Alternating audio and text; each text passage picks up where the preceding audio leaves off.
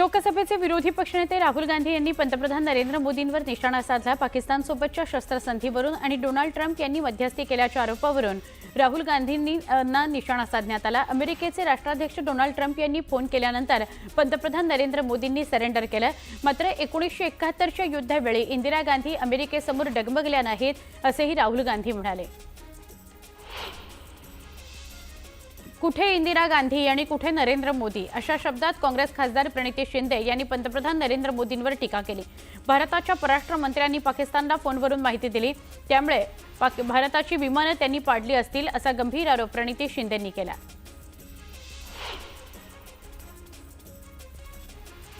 राष्ट्रवादी काँग्रेसच्या सुधाकर घारे यांनी पत्रकार परिषदेतून महेंद्र थोरवे आणि महेंद्र दळवी यांच्यावर पलटवार केला। सुनील तटकरे यांचं नाव घेतल्याशिवाय थोरवेंचं राजकारण चालत नाही। आमदार थोरवे म्हणजे रायगडचा वाल्मिक कराड अशा शब्दात घारेंनी थोरवेंवर निशाणा साधला। जुन्नर तालुक्याच्या दौऱ्यावर असणारे केंद्रीय कृषी मंत्री शिवराज सिंग चौहान आणि राज्याचे कृषी मंत्री माणिकराव गोकाटे यांनी आज नुकसानग्रस्त टोमॅटो शेतीची पाहणी केली। टोमॅटोचा लवकरच पीक विम्यामध्ये समावेश केला जाईल आणि नुकसानग्रस्त शेतीचे पंचनामे करून शेतकऱ्यांना मदत करून दिलासा दिला जाईल असं विधान केंद्रीय कृषी मंत्री शिवराज सिंग चौहान यांनी केलं। पुण्यामध्ये राष्ट्रवादी काँग्रेसच्या पदाधिकाऱ्यांकडून बॅनरबाजी करण्यात आली। अजित पवार आणि शरद पवारांचा एकत्र फोटो लावत पुणे महानगरपालिका आपल्याकडे पाहिजे असेल तर दोन्ही पवार एकत्र हवेत अशा आशयाचे बॅनर लावण्यात आले। विरोधकांची टीका मी स्वीकारत नाही, त्यांची टीका त्यांनाच परत असं म्हणत रुपाली चाकणकरांनी सुषमा अंधारेंच्या टीकेला प्रत्यक्ष प्रत्युत्तर देणं टाळलं। वैष्णवी प्रकरणाचा तपास अजून सुरू आहे, त्यामुळे आपण पोलिसांना सहकार्य केलं पाहिजे। टीकाकार केवळ प्रसिद्धीकरता टीका करतात असं चाकणकर म्हणाल्या। राज्य महिला आयोगातील रिक्त पदं भरण्यात येतील, त्याचबरोबर महिलांबाबतच्या विषयावर विभागीय बैठका घेण्यात येतील असं नीलम गोरे म्हणाल्या। तर विरोधी पक्षांनी महिला अत्याचाराविरोधात काम करावं, काहींना आरोपांचं भांडवल करायचं, त्यांच्याकडे आम्ही लक्ष देत नाही असं देखील गोरे म्हणाल्या। मुंबई महापालिका आशियातील सगळ्यात श्रीमंत महापालिका आहे। वीज, पाणी, रस्ते, आरोग्य, शिक्षण यासारख्या सुविधा माफक दरात देत असली तरी सुद्धा महापालिकेने मुंबईकरांवर कचरा कर आकारू नये अशा सूचना केल्या गेल्या आहेत। विशेष करून गरीब कुटुंबांवर शुल्क आकारू नका, तर मुंबईत मोठ्या प्रमाणात कचरा निर्माण करणाऱ्यांकडूनच कर आकारा अशा सूचना मुंबईकरांनी केल्या आहेत। गेल्या 2 महिन्यांमध्ये ईमेल, व्हॉट्सॲप, चॅटबॉक्सच्या माध्यमातून 2774 हरकती आणि सूचना नोंदवल्या गेल्या। यंदा मे महिन्यात संपूर्ण राज्यात पावसानं अपेक्षेपेक्षा जास्त हजेरी लावली असून कोकणातील सिंधुदुर्ग जिल्ह्यात मे महिन्यात सर्वाधिक पावसाची नोंद झाली आहे। हवामान विभागाच्या माहितीनुसार 1 ते 31 मे या कालावधीमध्ये सिंधुदुर्गात 564.7 मिलीमीटर पावसाची नोंद झालेली आहे। विशाळगडावर बकरी ईद निमित्त कुर्बानी द्यायला मुंबई उच्च न्यायालयानं परवानगी दिली आहे। येत्या 7 आणि 8 जूनला नियम आणि अटींचं पालन करून कुर्बानी देण्यास परवानगी देण्यात आली आहे। महत्त्वाचं म्हणजे विशाळगडावर जाणाऱ्या सगळ्याच भक्तांना अशी कुर्बानी देता येणार आहे। आंतरराष्ट्रीय पातळीवर होणाऱ्या घडामोडींमुळे देशांतर्गत आणि स्थानिक सराफा बाजारपेठांमध्ये चिंतेचं वातावरण आहे। त्याचाच फटका सोन्यासह चांदीच्या किमतीवर होताना दिसतोय। सोन्याचे दर 3 दिवसांमध्ये 1600 रुपयांनी तर चांदीचे दर 2000 वधारले आहेत। जळगावच्या यावल तालुक्यातील डोंगर कठोरा इथं छत्रपती शिवाजी महाराज समाधान शिबिराचं आयोजन करण्यात आलं। या शिबिरामध्ये पंचायत समितीच्या घरकुल विभागाचे अधिकारी गैरहजर असल्यानं आमदार अमोल जावळे यांनी नाराजी व्यक्त केली। गोपीनाथ गडावर महाप्रसादाची पंगत होती। यावेळी गोपीनाथ गडावर भाजप नेत्या मंत्री पंकजा मुंडे यांनी माजी मंत्री धनंजय मुंडे यांनी पंक्तीमध्ये बसून जेवणाचा आनंद घेतला। जालन्यातील घनसावंगी आणि अंबड तालुक्यामध्ये शेतकऱ्यांच्या अनुदानामध्ये 18 कोटींचा अपहार झाल्याचं समोर आलंय। जिल्हाधिकाऱ्यांनी याबाबत त्रिसदस्य समिती नेमली होती। या समितीचा अहवाल जिल्हाधिकाऱ्यांना सादर झाला असून सुनावणीला हजर न राहिलेल्या 25 तलाठ्यांवर कारवाई होणार आहे। एक महत्त्वाची बातमी बघूया। नियंत्रण रेषा ओलांडून पाकिस्तानात गेलेल्या सुनीता हिला अटक करण्याकरता कारगिल पोलीस नागपूरला पोहोचले आहेत। पोलीस तिला अटक करणार आहेत आणि कारगिलला घेऊन जाणार आहेत। तिथे तिच्या हेरगिरीच्या संशयावरून चौकशी करण्यात येईल। सुनीता जामगडे हिला एलओसी क्रॉस करण्यास कुणी मदत केली याचा शोध घेतला जातोय। सुनीता 14 मेला नियंत्रण रेषा ओलांडून पाकिस्तानी हद्दीत गेली। ती गिलगिटमध्ये पाकिस्तानी नागरिक जुल्फिकारला भेटणार होते। याआधी तिला पाकिस्तानी रेंजर्सनी पकडलेलं होतं। चौकशीनंतर तिला बीएसएफच्या ताब्यात देण्यात आलं होतं। दुसऱ्यांदा ती नियंत्रण रेषा ओलांडून गेली। दुसऱ्यांदा 14 मेला ती गेली। त्यानंतर तिथे जाऊन ती काहींना भेटणार होती। त्यामुळे ती भारतातली महत्त्वाची काही माहिती, काही ठिकाणांची माहिती पाकिस्तानला पुरवणार होती का असा संशय आहे। ते आता कारगिल तिचा ताबा घेणार आहेत।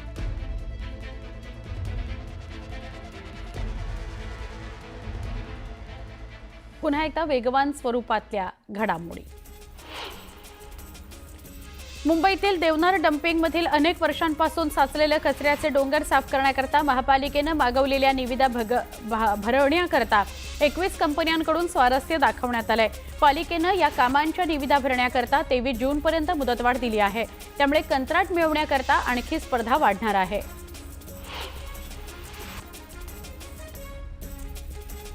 सोलापूरमध्ये महाराष्ट्र राज्य परिवहन महामंडळाच्या अधिकाऱ्यांनी विद्यार्थ्यांना शाळा महाविद्यालयांमध्येच मोफत प्रवास सवलतीच्या पासचं वाटप करण्याचा निर्णय घेतलाय।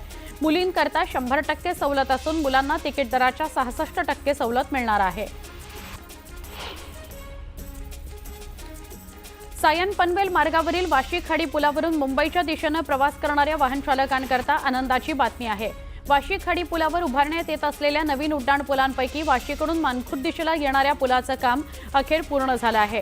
राज्याचे मुख्यमंत्री देवेंद्र फडणवीस यांच्या हस्ते 5 जूनला या ब्रिजचं उद्घाटन होत आहे। गेटवे ऑफ इंडिया इथल्या रेडिओ जेटी ते नवी मुंबई विमानतळादरम्यान वॉटर टॅक्सी सुरू होत असल्याने मुंबईकरांचा प्रवास आणखी सोयीस्कर होणार आहे। राज्याचे मत्स्य व्यवसाय व बंदरे मंत्री नितेश राणे यांनी याबाबत अधिकाऱ्यांना सूचना केल्या। या वॉटर टॅक्सी सेवेमुळे मुंबईतील वाहतूक कोंडी कमी होईल आणि प्रवाशांना आरामदायी प्रवासाचा अनुभव मिळेल। नियोजित ठिकाणी वेळेत पोहोचण्याकरता किंवा पर्यटन ठिकाणी मनसोक्त फिरण्याकरता यापुढे रिक्षा, टॅक्सी आणि सार्वजनिक वाहतुकीवर अवलंबून राहण्याची आता गरज नाही। त्याकरता भाड्याची मोटरसायकल घेऊन आपल्याला कुठेही जाता येणार आहे। परिवहन मंत्र्यांनी नुकतीच रेंजचे बाईक या योजनेला मंजुरी दिली असून ही योजना लवकरच सुरू होणार आहे। यामुळे रोजगाराच्या अधिकाधिक संधी उपलब्ध होणार आहेत। पावसाळा सुरू व्हायच्या आधीच कोकण रेल्वे प्रशासनाने मुसळधार पावसाने उद्भवणाऱ्या संकटांना तोंड देण्याकरता आपली यंत्रणा सज्ज ठेवली आहे। मार्गांवरील संवेदनशील मार्गांवर 24 तास गस्त घालण्याकरता 636 प्रशिक्षित कर्मचारी तैनात केले गेलेत। तसंच यंदाच्या भौगोलिक कामांकरता 34 कोटी रुपये खर्च केले जाणार आहेत। म्हाडाच्या मुंबई इमारत दुरुस्ती आणि पुनर्रचना मंडळाच्या अखत्यारीतील उपकर प्राप्त इमारतींच्या पावसाळ्यापूर्व सर्वेक्षणाला 93 सर्वेक्षणामध्ये 96 अतिधोकादायक इमारतींमधील रहिवाशांना महिन्याला भाडं दिलं जाणार आहे। रहिवाशांनी त्यांच्या स्तरावर वास्तव्याची पर्यायी व्यवस्था करायला हवी आणि मंडळामार्फत दरमहा 20,000 रुपये भाडं त्यांना अदा करण्याचा निर्णय म्हाडाचे उपाध्यक्ष संजीव जयस्वाल यांनी नुकताच जाहीर केलेला आहे।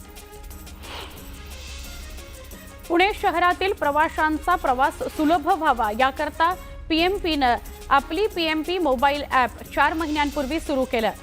सुरुवातीला ॲप डाउनलोड करण्याचं प्रमाण कमी होतं, परंतु आता या मोबाईल ॲपला प्रवाशांचा चांगला प्रतिसाद मिळतो आहे। आतापर्यंत 15 लाख पुणेकर प्रवाशांनी हे ॲप डाउनलोड केलं आहे। कीड आणि रोगविरहित रोपं मिळत नसल्यानं उत्पादन खर्चातही मोठी वाढ होत आहे। हे लक्षात घेऊनच देशभरात 9 स्वच्छ रोप निर्मिती केंद्र उभारण्यात येणार आहेत। त्यातील 3 केंद्रांची निर्मिती महाराष्ट्रात होणार आहे। केंद्रीय कृषी मंत्री शिवराज सिंग चौहान यांनी ही घोषणा केली। डॉक्टर बाबासाहेब आंबेडकर मराठवाडा विद्यापीठात नवीन शैक्षणिक धोरणाच्या अनुषंगाने 4 वर्षांचा पदवी ऑनर्स कोर्स यंदा सुरू होत असल्याची माहिती कुलगुरू डॉक्टर वाल्मिक सरवदे यांनी दिली। या विद्यार्थ्यांना 2 सेमिस्टर्स प्रत्यक्ष नामांकित कंपनीत काम करण्याची संधी मिळणार असून त्यांना छात्रवृत्तीही देण्यात येणार आहे।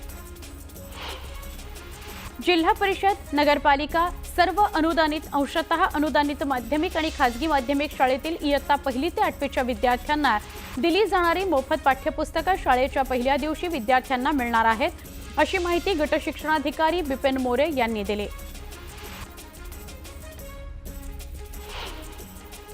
एक महत्त्वाची बातमी, राज्य सरकारी सेवेतील 2,500 महिलांनी मुख्यमंत्री माझी लाडकी बहीण योजना याचा लाभ घेतल्याचं समोर आलंय। 8,82,050 महिलांनी चुकीच्या मार्गाने नमो शेतकरी सन्मान योजनेचा लाभ घेतल्याची चर्चा आहे। लाडकी बहीण योजनेचा लाभ घेणाऱ्यांमध्ये वर्ग 3 आणि वर्ग 4च्या कर्मचाऱ्यांचा अधिक समावेश आहे। त्यामुळे 6 लाखांहून अधिक कर्मचाऱ्यांची तपासणी करण्यात येणार आहे। तसंच नमो शेतकरी आणि लाडकी बहीण योजना या दोन्ही योजनांचा काहींनी एकाच वेळी लाभ घेतल्याचं तपासात समोर आलंय, अशी माहिती महिला आणि बालविकास विभागातील अधिकाऱ्यांनी दिली आहे। शासकीय योजनांचा सरकारी कर्मचाऱ्यांना लाभ घेता येत नाही असे शासन निर्णय आहेत, स्पष्ट निर्णय आहेत, तरी अनेकांनी अनधिकृतपणे नियमबाह्यपणे पैसे उचललेले आहेत। त्यामुळे शासनाकडून लाभार्थ्यांवर लक्ष ठेवलं जात आहे। दोषी आढळणाऱ्यांवर कारवाईची शक्यता या अधिकाऱ्यांनी व्यक्त केली आहे।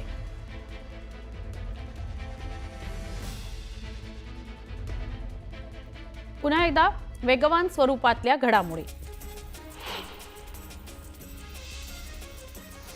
यंदा महाराष्ट्रात मान्सूननं नेहमीपेक्षा 12 दिवस आधी म्हणजेच 25 मेला महाराष्ट्रात प्रवेश केलाय। अनेक भागात मुसळधार पाऊस पडतोय, पण हवामानानं पुन्हा उलटी पलटी मारली आहे। राज्याच्या बहुतांश भागात पावसाचा जोर कमी झालाय, परिणामी तापमानात वाढ होऊ लागली आहे, उकाडा जाणवू लागलाय। जळगावच्या ग्रामीण भागात मुसळधार पावसानं हजेरी लावली। ग्रामीण भागातील अनेक भागांमध्ये वादळी वाऱ्यासह विजांचा कडकडाट झाला, मुसळधार पाऊस पडला। अमरावतीमध्ये पावसानं विश्रांती घेतली आहे, त्यामुळे आता शेतकऱ्यांनी पेरणीची कामं 10 जून नंतर करावीत असं आवाहन कृषी विभागाकडून करण्यात आलेलं आहे।